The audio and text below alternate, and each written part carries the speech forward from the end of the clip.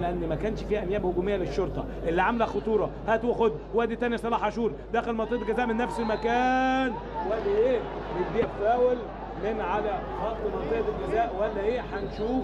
هنشوف حاسبها ايه؟ ضربه جزاء، حاسبها ضربه جزاء، ضربه جزاء، حاسبها ضربه جزاء مدحت عبد العزيز. قلت لكم احذروا من الهجمات المرتده، وبالفعل صلاح عاشور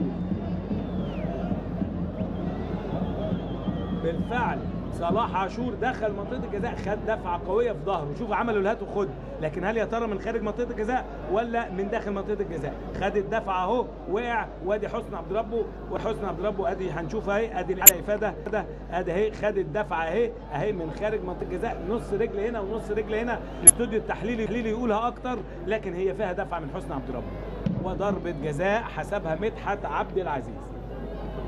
ضربة جزاء ديودار، اعتقد لا مش ديودار اللي هينفذ، ده اهو واخد انذار قبل كده حسني عبد ربه. ضربة جزاء صلاح عاشور على التنفيذ، له 4 أهداف هذا الموسم.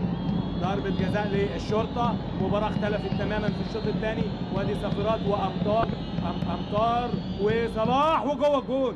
حلوه حلوه حلوه، حطها على يمين محمد صبحي ولا اروع، بهدوء بحسه الهداف، حطها كده بمهاره عاليه، وهدف الاول للشرطه. قلت لكم